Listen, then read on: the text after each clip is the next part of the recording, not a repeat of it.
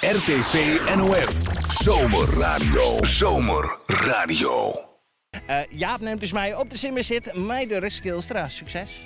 Ja, Dirk Schilstra, we halen al rond de week bij Zomerradio heel wat keuzes hoor. Maar dan maak ik het voor het meeste leven van al die keuzes. We gaan eindelijk vlechten in ons schilderen, beeld houden. Maar dit is een hele kunst en een heel soort lawaai.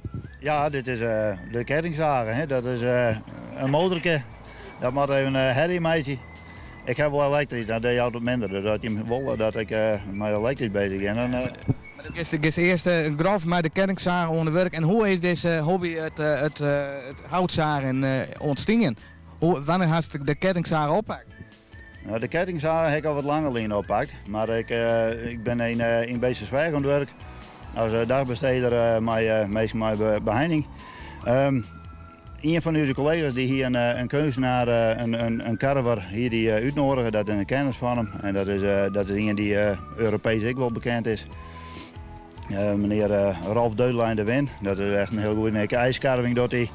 Maar die was daar bezig en toen zeg ik hem een hultje en een hoedje. En toen dacht ik van, dat mag ik toch ook kennen.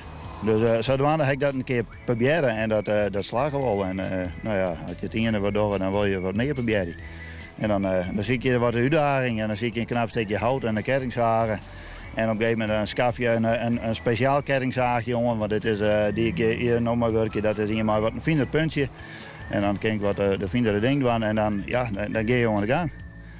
En nu is het dennenhout, maar broekstük oren soorten hout.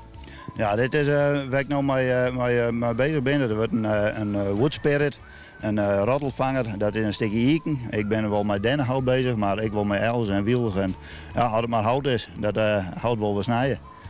Welk hout werkt het nou het beste? Wat had het laatst? Waar werken ze het laatst mee, maar ook een soort hout? Ik denk de wat huddere houtsoorten, dus zoals ik. Dat is, dan kun je wat gedetailleerder werken, dan kun je wat fijner werken. Een grove den, waar ik daar een stukje lezen heb, daar spatten we gauw wat hoeken uit. En hoe fijner een trier dat erin zetten, hoe mooier dat ik afwerken wil.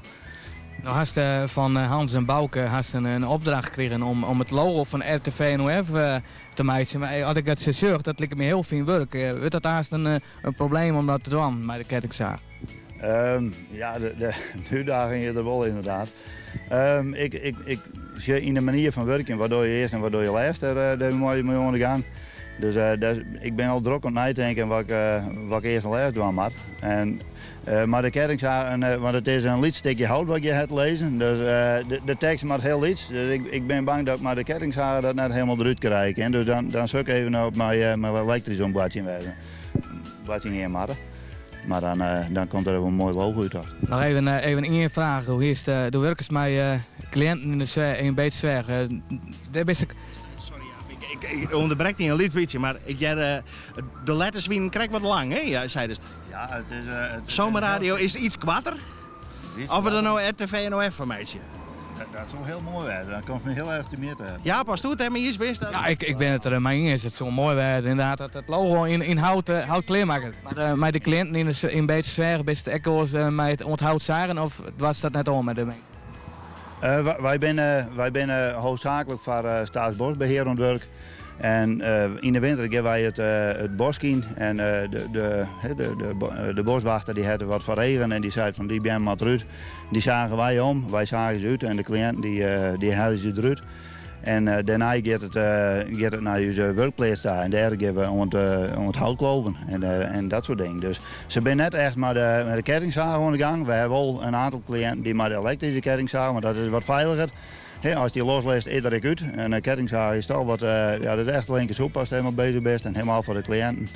Dus er zijn een aantal die daar wel eens een keer mee bezig zijn, maar dan is het heel gecontroleerd, zeg maar. Maar gewoon het werk, zeg maar gewoon de kettingzaag, dat doen we zelf.